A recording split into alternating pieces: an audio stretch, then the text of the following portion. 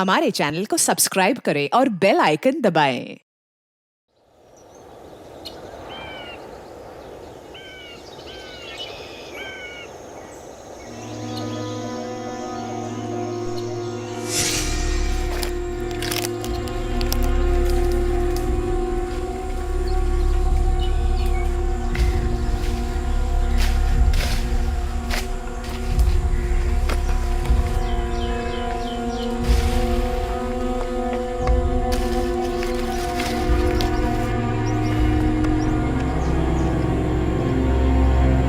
छापर की तरफ बढ़ो, एक एक कोना छान मारो। साहब कुछ पता चला साहब? अभी नहीं गोपी, पता चलेगा तो मैसेज आ जाएगा अंदर से। साहब सब कुछ तो बताइए। अभी बताया ना गोपी को, अब तुझे अलग से बताना पड़ेगा नवीन। पता चलेगा तो दोनों को पता चल जाएगा। सुबह से लगे हुए हैं, जंगल भी छोटा नहीं है, ऊपर से जंगली जानवर भी कम नहीं है।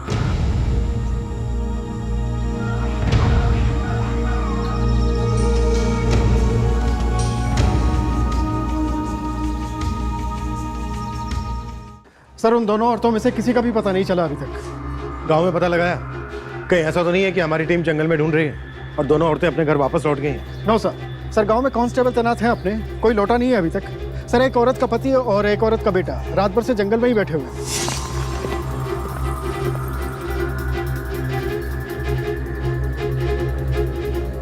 सैनी मैं भी निकल रहा हूँ जंगल के लिए, लगता है हमें अपनी सर्च को और फैलाना होगा। सर एक औरत का पति है और एक औरत का बेटा है जंगल के बाहर, और दोनों को ही नहीं पता कि दोनों औरतें जंगल के किस हिस्से में लकड़ियां चुनने जाती थी। जंगली जानवर तो सारे जंगल में फैले हैं सैनी, और ये दोनों औरतें पूरी रात जंगल में रही।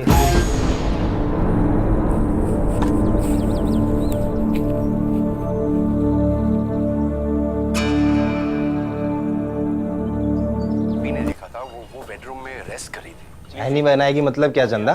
क्योंकि आज उस चुड़ैल मालती की बारी है।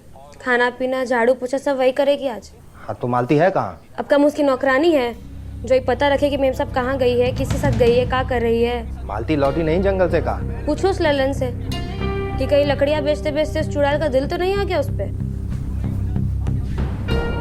ललन भाई मालती आई थी? मालती तो अभी तक नहीं आई गोपी। लेकिन ललन भाई आपको लकड़ी बेच बाच कर हर रोज 5 बजे तक लौट आती है मालती। वही मैं भी सोचूं, 7 बज गया अभी तक आई नहीं। ऐसा क्या खजाना मिल गया उसको जंगल में?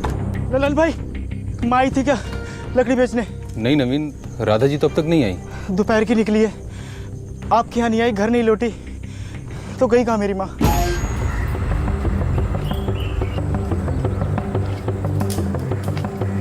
नवीन, न तुम्हारी माँ राधा जी यहाँ आई हैं और गोपी न तुम्हारी लुगाई मालती।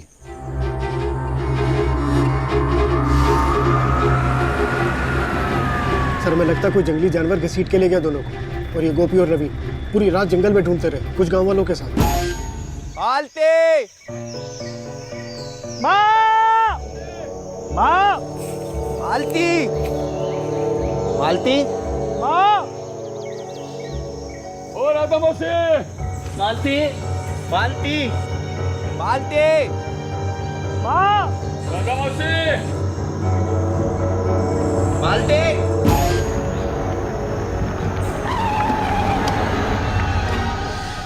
सर टीम किधर गई है? छापर की तरफ से। साहब साहब साहब! मालिक रुकिए, मालिक सांप के पीछे दौड़ने से दोनों मिल जाएंगे क्या? तलाश जारी है, थोड़ा सब्र रखो। चलो पीछे हटो, चलो पीछे।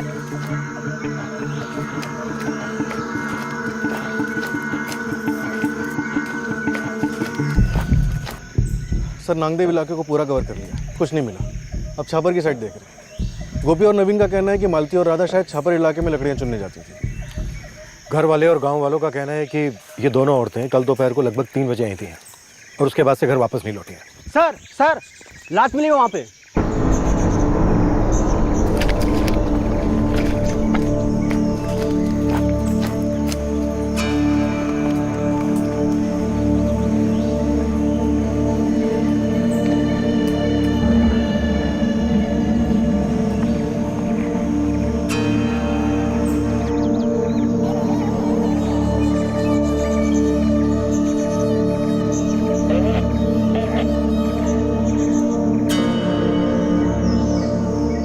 तुरंत एम्बुलेंस बुलाओ, एक लाश मिली है। फोटोग्राफर और फॉरेंसिक को भी। Okay sir. पूर्वी एम्बुलेंस बुलाओ, मैं फोरेंसिक और फोटोग्राफर को बुलाता हूँ। साहब क्या बात हो रही है साहब? साहब कुछ तो बता दो साहब। बताइए ना साहब। एक लाश मिली है, अभी बाहर लेकर आएंगे तब देख लेना। वार शायद इससे किया होगा सर। सुसाइड दिखाने की नाकाम कोशिश की गई है। ये देखो, साड़ी को ठीक से पेड़ से बांधा नहीं है। सनी, औरत जवान है। गोपी की पत्नी मालती होगी सर। सर एक और लाश मिली है।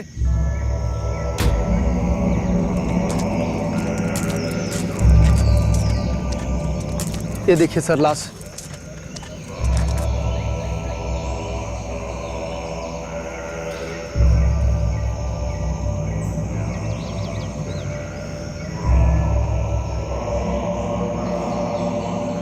सनी, लगता है गला घोटा गया। दोनों साथ ही जंगल आया करती थी और साथ ही मारी गई। सैन, ये किसी जंगली जानवर का अटैक नहीं, बल्कि किसी इंसान का अटैक, जो किसी जंगली जानवर से भी बदतर है।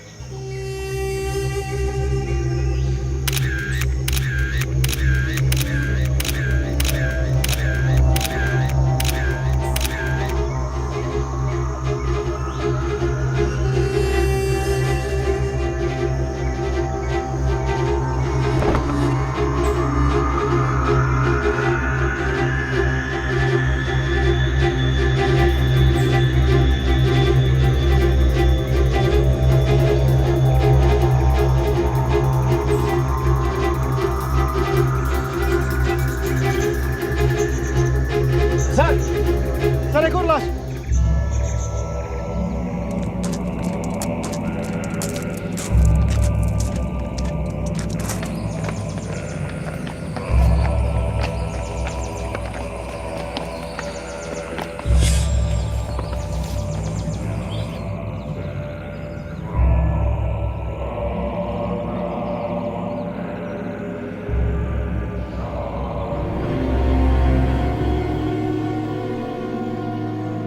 मालती, मालती।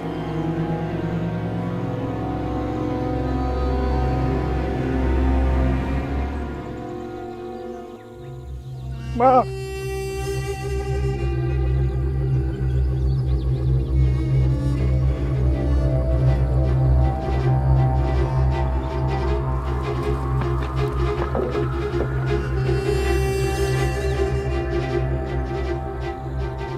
ये आदमी कौन है?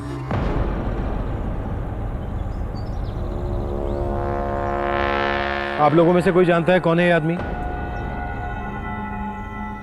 पक्का कोई नहीं जानता इसे?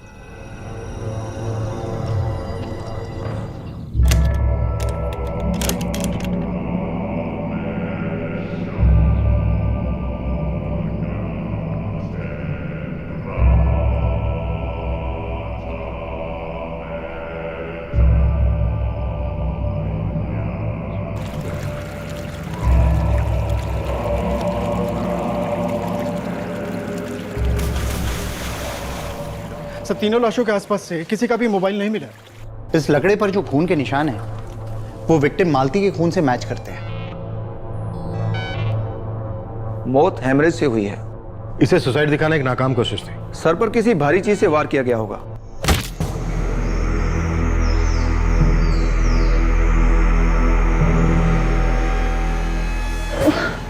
कोई सेक्सुअल असॉल्ट? हाँ, अटेम्प्ट टू रेप कह सकते हैं। विक्टिम लड़ी। इसकी बॉडी पर स्ट्रगल की निशानियां हैं। ये देखिए, खरोंचे। राधा पुजारी। मौत गला दबाने से हुई। ये भी अटैकर से लड़ी। दोनों की मौत लगभग एक ही समय पर हुई है, मुश्किल से चंद मिनटों का फर्क। सर, राधा पुजारी के गले पर जो स्ट्रैंगुलेशन के मार्क्स मिले हैं, उससे हमें ये फिंगरप्रिंट्स मिले हैं। काफी धुंधले से हैं। सी।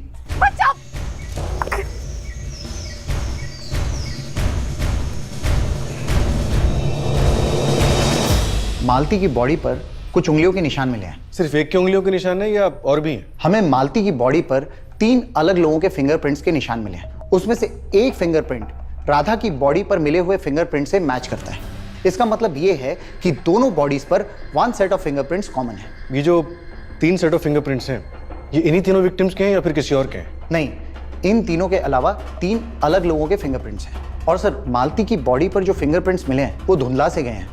शायद काफी झड़प हुई होगी। मालती काफी लड़ी होगी। इन्हें 2 गोलियां लगी, एक पीछे से सिर में, एक सामने से सीने में। शायद ये भाग रहा होगा जब पहली गोली इसके सिर के पिछले हिस्से पर लगी, और गिरने के बाद दूसरी गोली सीने में मारी। Point blank range.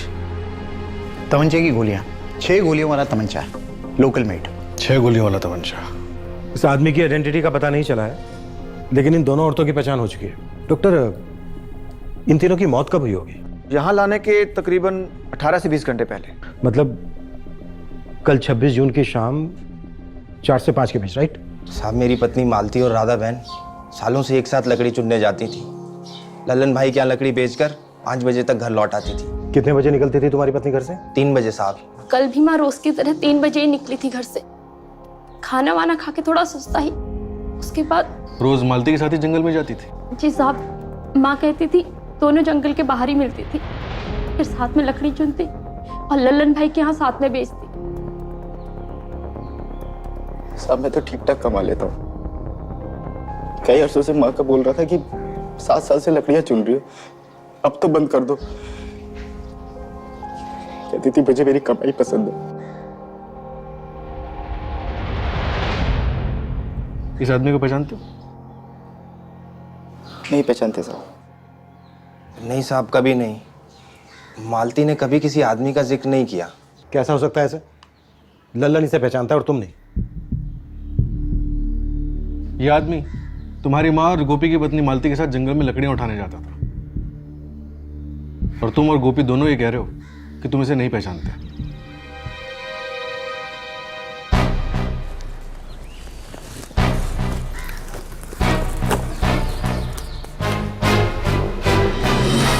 चलता हूँ। ओ ललन भाई, अब तो हमारी लकड़ियों का भाव बढ़ा दो। जब सामने से हमको 4 पैसा मिलेगा तभी तो हम 2 पैसा दे पाएंगे ना। हम सब एक ही नाव में सवार हैं। पर हमारी नाव ज्यादा झुकी है ललन। राधा जी, ऐसा लगता है लेकिन ऐसा है नहीं। गए 6 महीने से लगभग रोज ही देखता था इस आदमी को। कहाँ? यही राधा बहन और मालती के साथ आता था, उनकी बोरियां उठा के और रखता था और चला जाता था। रखता था, चला जाता था। उन लोगों में कोई बातचीत नहीं होती थी? साहब, 2 शब्द बात होती थी उससे। कहता था चलता हूँ। चलता हूँ। और मालिक फिर अगले दिन हाजिर हो जाता था इनकी बोरियां उठा के। वो उसे लकड़ियां उठाने के पैसे देती थी क्या? हमारे सामने तो नहीं दिया कभी। तो तुमने कभी पूछा नहीं कौन है, क्या नाम है? अरे साहब, हमको लकड़ी से मतलब है, उन लोगों को पैसे से मतलब था। मतलब तुम्हारी कोई बातचीत नहीं होती थी उनसे? जी नहीं साहब, सब मालती को मैं 2 सालों से जानता था और पूरे गांव को पता है कि वो गोपी की दूसरी बीवी है। पर मजाल है कि मैंने कभी पूछा हो कि वो पहली बीवी चंदा के साथ कैसे एक छत के नीचे रहती है। मालती तुम्हारी दूसरी पत्नी थी? जी साहब। तभी मैं सोचूं तुम दुखी लग रहे थे, डरे हुए लग रहे थे, लेकिन परेशान नहीं। क्या कह रहे हैं साहब? मैं तो बहुत परेशान रहा हूँ कल शाम से साहब। तभी तो गांव वालों के साथ रात भर जंगल में ढूंढते रहे हम। नवीन भी बहुत परेशान था साहब। हम दोनों वहीं बैठे रहे जब तक आप लोग ढूंढ रहे थे। तुम्हारी पहली पत्नी चंदा क्या काम करती है वो? साहब, वो होटल में साफ सफाई में है। कहाँ? रासीन में।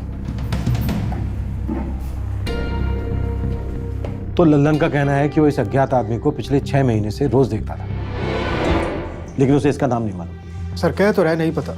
वैसे 2-4 लोगों को मैं इलाके में घुमा रहा हूँ, ये पता करने के लिए कि वो आदमी था कौन। सर, ये तीनों एक दूसरे को जानते थे, एक साथ जंगल में भी होते थे। ये ट्रिपल मर्डर शायद कनेक्टेड हो सकते हैं। ये भी तो हो सकता है कि इन तीनों में से शायद निशाना कोई एक हो और बाकी 2 सिर्फ इसलिए मारे गए क्योंकि उस वक्त वो वहां पर मौजूद थे। सर, हो सकता है निशाना वो आदमी रहा हो, पर इस वक्त हमारे पास उस पर शक करने जैसी कोई डिटेल नहीं है। या फिर निशाना मालती भी हो सकती थी। ये मालती गोपी की पहली पत्नी चंदा के साथ एक ही छत के नीचे रहती थी और दोनों में बिल्कुल नहीं बनती थी। सर, पूछिए मत साहब, दोनों बीवियां ऐसे लड़ती है मानो के बिल्लियां हैं। आप शर्मिला जी से पूछ लीजिए। शर्मिला कौन? उनकी पड़ोसन है। 2-2.5 साल पहले गोपी ये दूसरी वाली को ब्याह कर लाया था जिसका मर्डर हुआ, मालती। दोनों पहले से साथ रहने लगी थी? दोनों की मजबूरी थी साहब। दोनों का कोई मायका नहीं है, मेरा मतलब परिवार नहीं है, तो अलग होती भी कैसे? कहाँ जाती? तो कर लिया समझौता, बांट लिया था आदमी को, लेकिन साहब झगड़ों में कोई समझौता नहीं किया था। तो फिर गृहस्थी चलती कैसे थी? इस गोपी ने कुछ कायदे कानून बनाए थे, जैसे एक दिन चंदा खाना बनाएगी, बर्तन मांजेगी और घर के सारे काम करेगी, तो दूसरे दिन मालती। सर, अपने 2-4 खबरी उस मोहल्ले में पता लगा रहे हैं कि उन 2 औरतों और उस आदमी के बीच में कोई चक्कर वक्कर तो नहीं था? मालती के सर पर मारा गया, उसके साथ रेप करने की कोशिश भी की गई। अधेड़ उम्र की औरत राधा को गला घोट कर मारा गया, और वो जो तीसरा अज्ञात व्यक्ति था, एक गोली उसके सर पर मारी गई और दूसरी सीने पर। तीनों की लाशें अलग अलग जगह से मिली, लेकिन पास से ही। हमें इस अज्ञात आदमी की आइडेंटिटी का जल्द से जल्द पता लगाना होगा। सर, गोपी की पहली पत्नी चंदा को सबसे पहले इंटरोगेट करते हैं। इस वक्त सबसे मजबूत एंगल उसी का लग रहा है। उसके और मालती के बीच काफी झगड़े होते थे। और सर, नवीन की माँ राधा बहुत ही सीधी सादी औरत मालूम पड़ती है। किसी ने उसके बारे में गलत नहीं बोला, वो शायद गलती से मारी गई हो। इन तीनों के बीच रिश्ता क्या था और इस रिश्ते से किसे आपत्ति थी, वो हमें बताएगा कि निशाना कोई एक था, कोई दो, या फिर तीनों। पुलिस टीम एक ट्रिपल मर्डर, एक अटेम्प्टेड रेप और एक अनजान विक्टिम को लेकर जूझ रही थी। इस कांड का मकसद स्पष्ट नहीं था और स्पष्ट होने में वक्त लगने वाला था। शुरुआत हुई एक आदमी के साथ जो कुछ जानता था।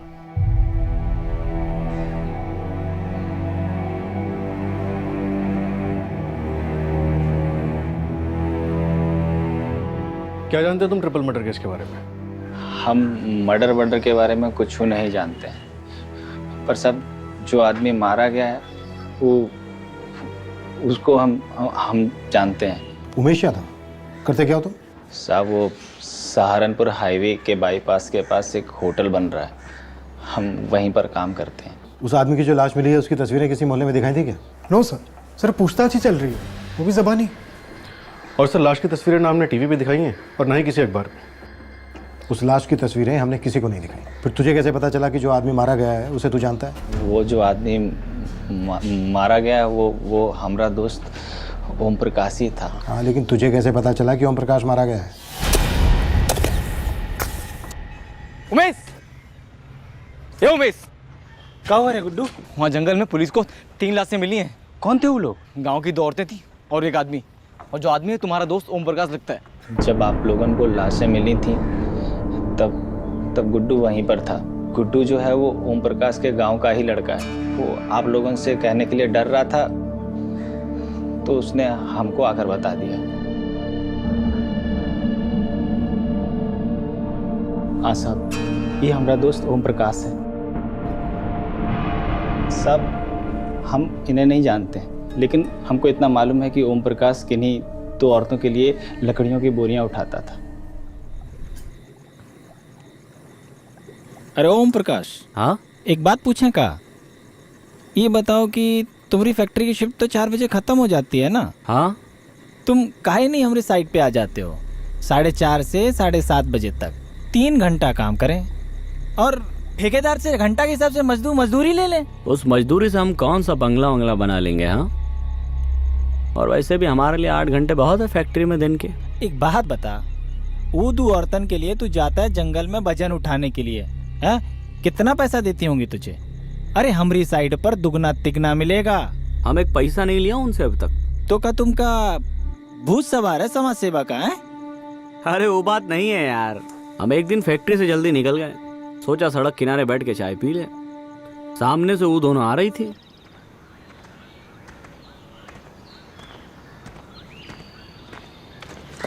अरे अरे क्या हुआ? अरे चोट लगी का? शायद थोड़ी मोच आई है। चलिए चलो उठो, हम पहुंचा देते हैं।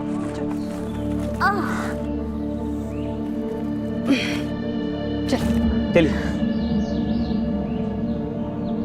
ओ बांजी, हाँ लाइए अपना लकड़िया भी दे दीजिए, हम उठा लेंगे। अरे नहीं नहीं, रहने दे, हमारी लकड़ियाँ हम ही उठाएंगे। अरे तो आज हमें उठाने दीजिए। अरे रहने दे, चल। लाइए लाइए, तनिक आराम भी कीजिए। दीजिए दीजिए। वो दोनों बहुत गरीब है, हमरे जैसी। बेचारी लकड़ियां बेचकर 2-4 पैसा कमा लेती है और हम भी फैक्ट्री से जाने के बाद जंगल में जाके उनकी मदद कर देते हैं और 5 बजे तक तीनों काम समेट कर जंगल से बाहर। ओम प्रकाश भैया, दाल में कुछ काला तो नहीं है ना? अब भैया, किसी जरूरतमंद की मदद करना जमाना काला समझे तो काला सही, वैसे इसमें तुम्हारा दोस्त नहीं, जमाने का है। साहब, हमने कभी पूछा ही नहीं कौन औरतें हैं, क्या हैं, कुछ नहीं। अच्छा उमेश, दाल में क्या कुछ काला था? अच्छा उमेश, दाल में क्या कुछ काला था? पता नहीं साहब, पर पिछले 8 साल से ओम प्रकाश हमारा दोस्त है। जब वो गोरखपुर से आया था ना, तब से हमारे साथ ही रहता है। सच कहें तो बहुत सीधा था, एकदम संत जैसा। तुम्हारा ये दोस्त ओम प्रकाश किस फैक्ट्री में काम करता था? साहब वो शक्तिमा इंडस्ट्रियल एस्टेट है ना, वहीं पर J&D टेक्सटाइल का यूनिट है।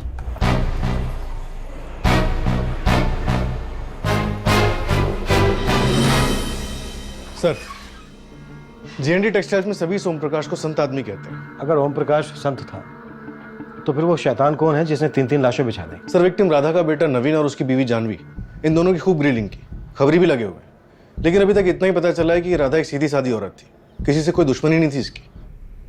इतना ख्याल रखती थी मैं माँ जी का, और पुलिस वाले हमारे पड़ोसन से पूछ रहे थे कि मैं माँ जी से झगड़ती थी। एक तो माँ के जाने का दुख, ऊपर से उल्टे सीधे सवाल। पुलिस वाले पूछा किसी से कि मैं माँ को मरवा सकता हूँ? सोचो, मैं जानता तक नहीं था उस आदमी को। कितनी बार मैंने माँ से कहा था कि लकड़ी वाला काम बंद कर दो, पर नहीं, जिद पकड़ के बैठी थी। लोग तरह तरह की बातें कर रहे हैं कि माँ जी का और मालती का उस ओम प्रकाश के साथ क्या चल रहा था। सर, जितना ओम प्रकाश ने उमेश को बताया और जितना उमेश ने हमें बताया, हमें सिर्फ उतना पता है। उसके आगे इसका राधा और मालती के साथ क्या संबंध था, यह भी क्लियर नहीं है। मालती का सर लकड़ी से फोड़ा गया, राधा का गला दबाया गया और ओम प्रकाश पर गोलियां चलाई गई। इतनी भयंकर दुश्मनी, इतनी नफरत आई कहां से? सर, ये चंदा भी मालती से नफरत करती थी, सौतन थी उसकी। बिना गाली गलौज के खाना हजम हो रहा है तेरा? अभी तो चुपचाप खाना खा रहे हैं। रोज तो उस चुड़ैल के खाने की तारीफ करते रहते थे और हमारे साथ गाली गलौज। कहीं ऐसा तो नहीं तीसरी का बंदोबस्त करके रखा हो तो हम दोनों में से एक को बाहर निकालना था? बकवास ना कर, मुझे तो शक है कि मालती को तूने मरवाया। हम नहीं मरवाया उसको, उस आदमी को हमने ही उसके पीछे लगवाया था उस पर नजर रखने के लिए, और फिर मरवा दिया राधा जी को और उस आदमी को भी। सांप भी मर गया और लाठी भी नहीं टूटी। ताने घिस रही है कि सच बोल रही है? आप तो ऐसे डर रहे हैं जैसे हम आपका सच्चाई का काला चिट्टा खोल रहे हो। बंद रख अपना गंदा। बिन वर्दी के पुलिस वाले दीवारों पे कान लगाए खड़े हैं, उठा ले जाएंगे हमको और भरता बना देंगे दोनों का। क्या चंदा 3-3 मर्डर करवा सकती है? सर, उठवा के थोड़ी गर्मी दिखाते हैं। वैसे भी फॉरेंसिक ने क्लियर कर दिया है कि इस अटैक में 3 लोग शामिल थे। हो सकता है चंदा ने किसी को सुपारी दी हो या फिर खुद 2 लोगों के साथ मिलकर ये काम किया। सनी, कल सुबह सबसे पहले चंदा को लेकर आओ। कितनी भड़ास थी, कितनी जलन थी, कल नापते हैं।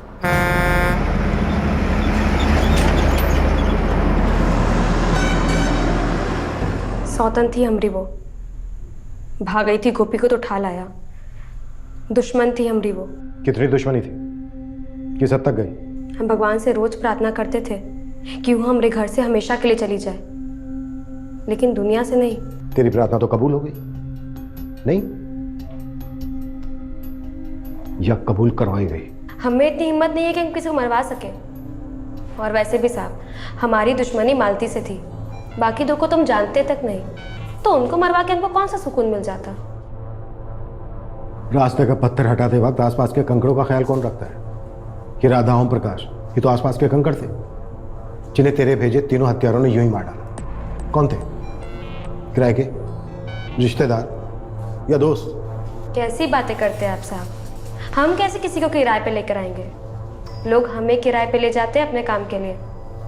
हमारा पति मजदूर है और हम होटल में साफ सफाई का काम करते हैं साहब। 2 वक्त की रोटी ठीक से कमा नहीं पाते, 3-3 गुंडों को पैसा कहाँ से देंगे? दोस्त और रिश्तेदार ये तो बिना पैसे के ही काम कर देते हैं। हाँ साहब, लेकिन दोस्ती और रिश्तेदारी इतनी गहरी होनी भी तो चाहिए ना।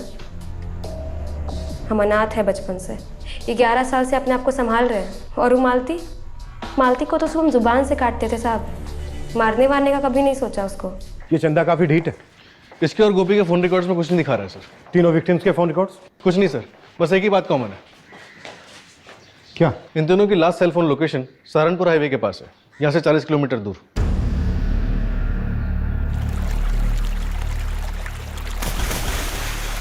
तीन कातिल, 3 विक्टिम।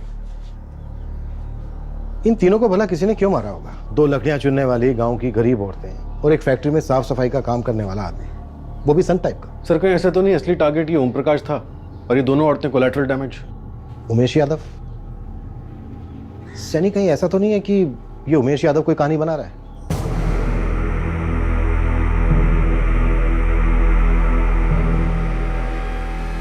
उमेश की कड़ी क्वेश्चनिंग और क्रॉस क्वेश्चनिंग की गई, उसकी सारी डिटेल्स खोद निकाली गई, लेकिन उसके खिलाफ शक करने जैसा कुछ भी सामने नहीं आया। तो फिर इस हत्याकांड का मकसद क्या था?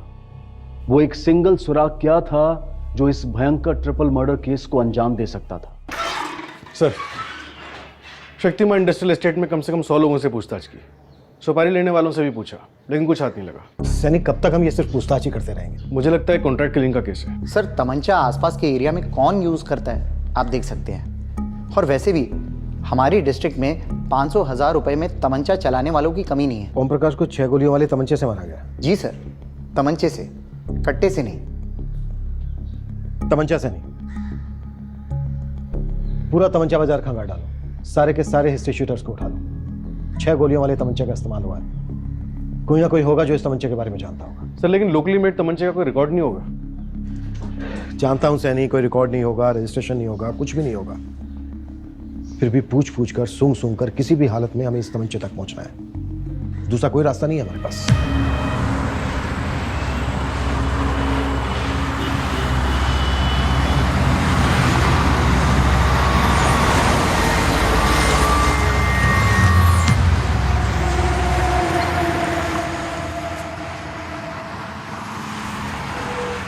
नीचे देखो टेबल पे।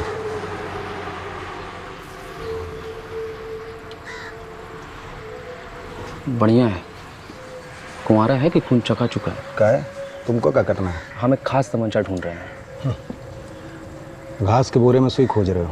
ये हाईवे यहाँ से रोज हजारों ट्रक निकलते हैं और लगभग सब ट्रक ड्राइवर के पास ही तमंचा होता है। डकैत।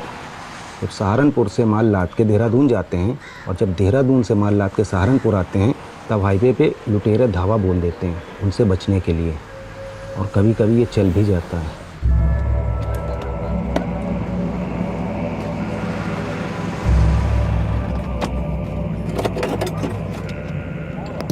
सर, जिस जंगल में कांड हुआ वो सहारनपुर और देहरादून के बीच में पड़ता है। हजारों ट्रक अप डाउन करते हैं। तो हम भी हजारों आदमी लगा देंगे अली, तो उसकी चिंता मत कर। तो बस ये पता लगा कि ओम प्रकाश पर तमंचा किसने चलाया और साथ में 2 गरीब औरतों को मार डाला। सर, लॉजिक से जाए तो पहले JND टेक्सटाइल्स पे धावा बोलना चाहिए। ये ओम प्रकाश वहाँ जॉब करता था, हो सकता है किसी ट्रक वाले से पंगा लिया हो। JND टेक्सटाइल को रेड करो।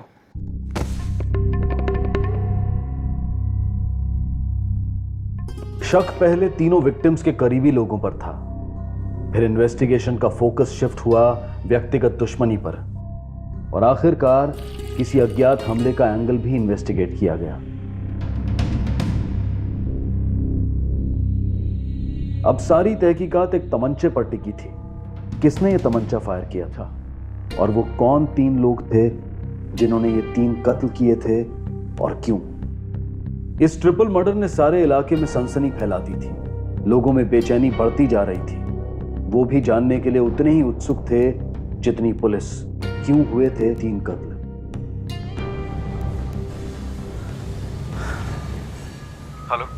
हेलो, क्या मैं सब इंस्पेक्टर सैनी जी से बात कर सकता हूँ? हाँ, बोल रहा हूँ। जी, मेरा नाम अंकित पुरी है। मैं शक्तिमान इंडस्ट्रियल एस्टेट से बोल रहा हूँ। जी बोलिए। देखिए सर, मैं यहाँ शरद पाइप यूनिट में वेयरहाउस मैनेजर हूँ। आपके इन्फॉर्मर ने मुझसे कांटेक्ट किया था। कहिए, क्या कहना है आपको? वो आपके इन्फॉर्मर ने कहा कि हमारे ट्रक ड्राइवर में से जिन जिन के पास में गन है, तमंचा है। आपको पता है कि इनके पास है? देखिए सर, इस ट्रिपल मर्डर और तमंचे के बारे में मुझे कुछ नहीं पता। तो जो पता है वो बताइए। दावे के साथ तो नहीं कह सकता, लेकिन उस दिन 26 तारीख को हमारे वेयरहाउस से पिकअप था 5 बजे, लेकिन वो पिकअप लेट हुआ। 5 की जगह 6:30 बजे निकला और ट्रक सहारनपुर से आई थी।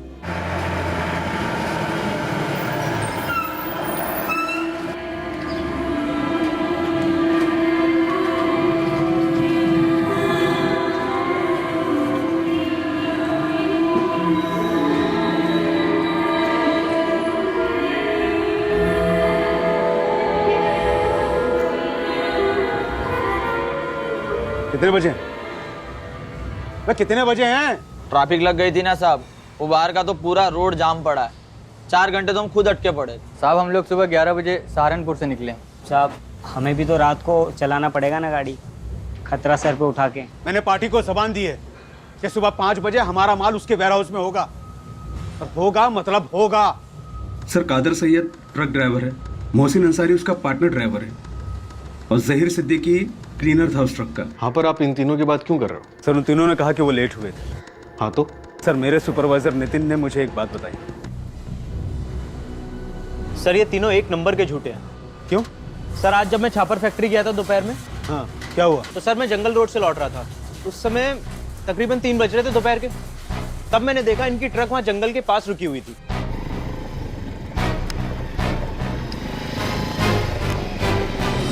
मुझे इन सभी ट्रकों के नंबर याद हो गए, तो ये ट्रक देखकर मैंने फौरन पहचान लिया। फिर मैंने सोचा छापर रोड पर ट्रक थी जंगल के पास, और वहां से ज्यादा 45 मिनट लगने चाहिए थे। उस समय 3 बज रहे थे, तो 4 बजे तक यहाँ आ जाना चाहिए था। 6:30 बजे तक क्या कर रहे थे? इनके बॉस गिरीश से शिकायत करनी पड़ेगी इनकी। सर मेरा नाम मत लीजिएगा, पर ये तीनों इस वक्त भी पिए हुए हैं। वो आ रही है जबरदस्त। ये तीनों कादर, मोहसिन और जहीर अभी भी तुम्हारा माल ट्रांसपोर्ट करते हैं? नो सर, उनके बॉस गिरीश ने दूसरे ड्राइवर भेज रखे हैं। क्यों? आपने शिकायत की थी क्या? नहीं सर, मैंने शिकायत तो की नहीं, लेकिन 26 तारीख की डिलीवरी के बाद दोबारा वो लोग यहाँ माल उठाने के लिए नहीं है। अच्छा किया जो आपने इन्फॉर्मेशन दी। मुझे इन तीनों के नंबर्स और इनके बॉस गिरीश का नंबर तुरंत चाहिए। फोरेंसिक रिपोर्ट के हिसाब से 3 आदमी थे, और इस वक्त हमारे पास ये 3 संदिग्ध हैं: कादर सैयद, मोहसिन अंसारी और जहीर सिद्दीकी। सर्कमस्टेंशियल एविडेंस तगड़े बन रहे हैं सर। जंगल के पास ट्रक, शराब का नशा, झूठ बोलना और लेट होना। फोन नहीं करते, डायरेक्ट उठा लेते हैं। सैनी तुम एक काम करो, ट्रांसपोर्ट कंपनी के मालिक गिरीश को फोन लगाओ और उससे कहो कि तीनों को वहीं बुला ले। कादर सैयद, मोहसिन अंसारी और जहीर सिद्दीकी। गिरीश, ये तीनों इस वक्त किस सेक्टर में ट्रक चला रहे हैं? जी हाँ सर, ये पहले देहरादून सहारनपुर रूट कर रहे थे, पर अब मैंने उन्हें बद्दी हिमाचल साइड में लगा दिया है। पर बात क्या है सर? 26 जून के बाद इनका सेक्टर चेंज किया था? जी। क्यों? सर इन तीनों ने शिकायत की थी कि सहारनपुर देहरादून रूट पे जो रास्ते में जंगल पड़ता है वहाँ लुटेरे हमला कर देते हैं। इन्हें डर लगता है तो ये वहाँ नहीं चलाना चाहते। इस वक्त कहाँ मिलेंगे ये तीनों? सहारनपुर में ही है। पर बात क्या है सर? इन तीनों को तुरंत फ़ोन करके अपने ऑफिस बुलाओ। मैं 12:30 बजे तक वहाँ पहुँच रहा हूँ, और इनसे कुछ मत कहना कि मेरी तुमसे क्या बात है, और मुझसे पूछना मत कि मैं क्यों कह रहा हूँ। बस जितना कह रहा हूँ उतना करता जाओ।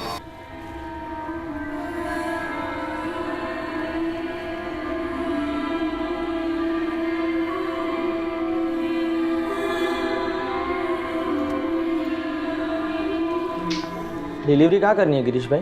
बताता हूँ। PSI सैनी। गिरीश भाई ये क्या हो रहा है गिरीश भाई? दरअसल जो कांड होना था वो हो चुका है।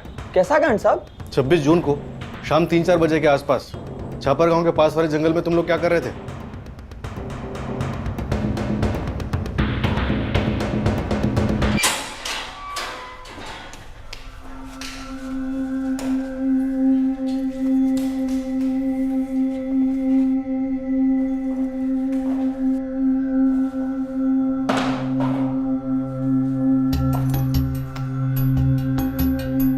हैदर, 26 जून की शाम को 3 से 4 के आसपास तेरा ट्रक किसी ट्रैफिक में नहीं फंसा था, बल्कि छापर गांव के पास वाले जंगल से लगकर पार था। सबूत है इसके हमारे पास। तुम तीनों के फोन रिकॉर्ड्स बताते हैं कि तुम तीनों वहां पर थे। अब तुम तीनों मुझे यह बताओ कि तुम लोग वहां पर क्यों थे?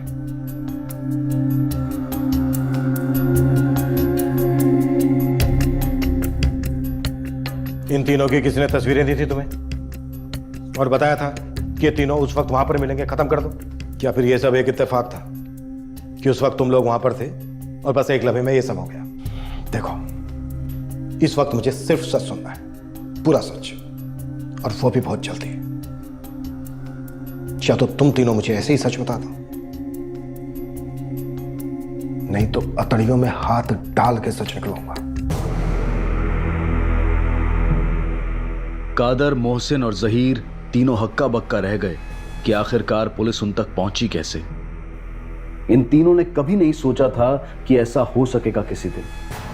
ठीक उसी तरह जैसे इन तीनों ने सोचा नहीं था कि 26 जून की उस शाम को जंगल में क्या होने जा रहा था।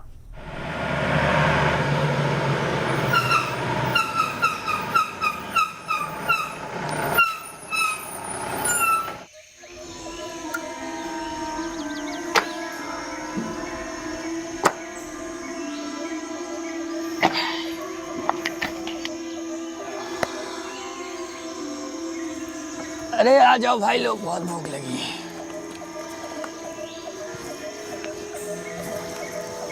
हो जाए दो दो घूंट। अरे हो जाए, इसमें पूछने वाली क्या बात है।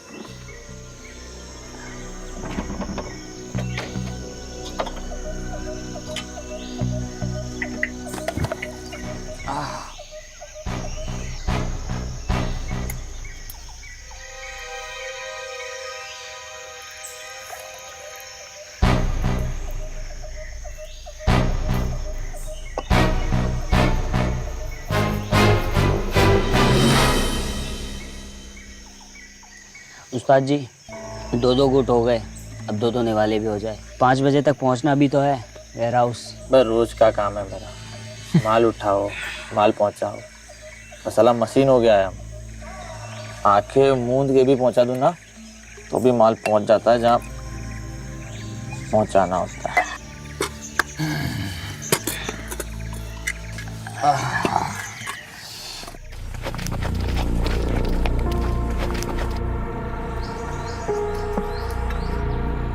राधा बहन, मालती बहन, हम पहुंच गए।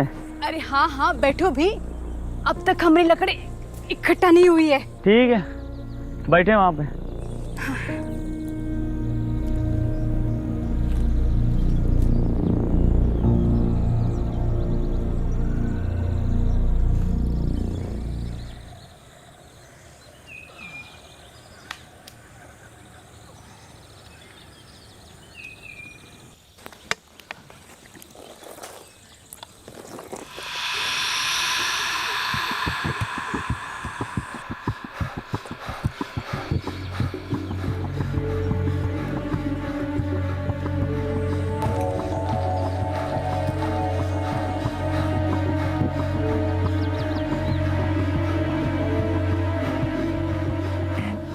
जहीर, हसीन,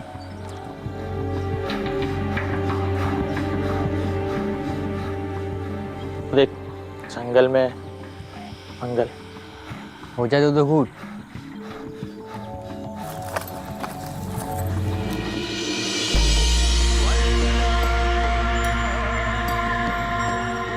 कौन है आप लोग? क्या चाहिए?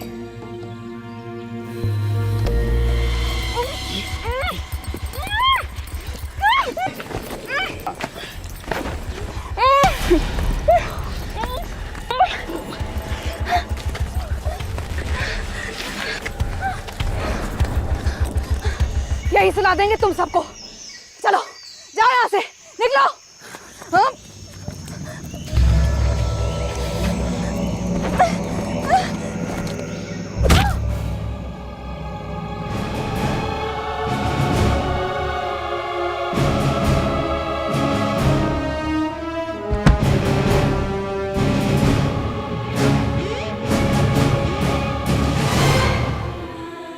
अरे ये तो लुढ़क गई। एक काम करते, पेड़ से बांध देते इसे, ऐसा लगेगा कि खुदकुशी कर ली इसने।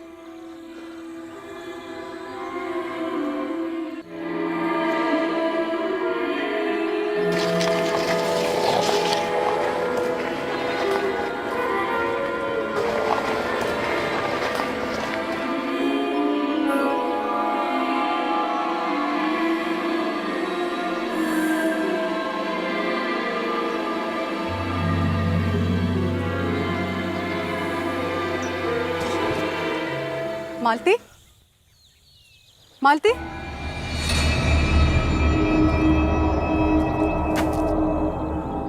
क्या हो रही है यहाँ? कौन हो तुम लोग? ये क्या कर रहे हो? मोहसिन, संभाल उसे देख लिया मैं। जा। क्या कर रही है तुम? क्या कर? छोड़, छोड़ दे। छोड़, छोड़ दे। क्या कर? छोड़।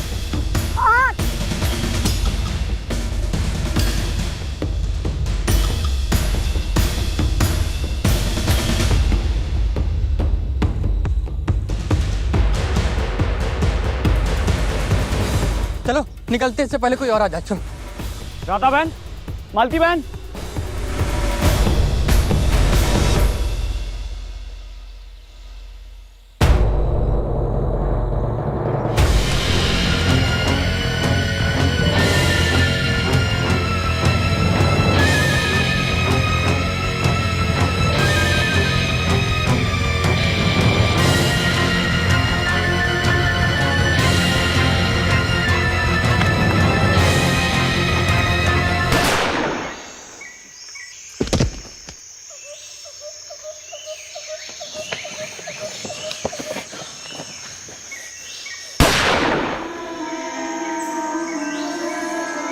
क्या करने आए थे और क्या हो गया? साला 3 दिन लोगों का मर्डर हो गया। जो हो गया सो हो गया, चलो निकलते यहाँ से। तुम लोगों ने एक औरत का रेप करना चाहा, नहीं हुआ तो उसे मार डाला। एक दूसरी औरत ने तुम्हें देख लिया तो तुमने उसे भी मार डाला। उसके बाद एक आदमी ने और देखा तो तुमने उस आदमी को गोलियों से भून डाला।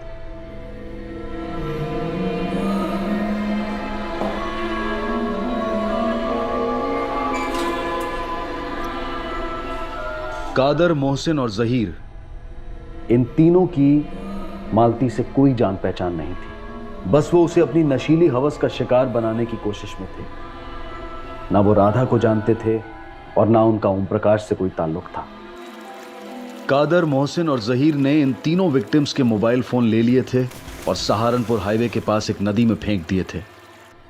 मालती और राधा के घर वाले और ओम प्रकाश का दोस्त उमेश, इन तीनों में से किसी के पास शब्द नहीं थे अपने शौक और शोक को बयां करने के लिए। जब उन्हें पता चला कि दरअसल तीनों के तीनों मौत के घाट सिर्फ इसलिए उतारे गए क्योंकि वो कातिलों की विकृति के गवाह बन गए थे।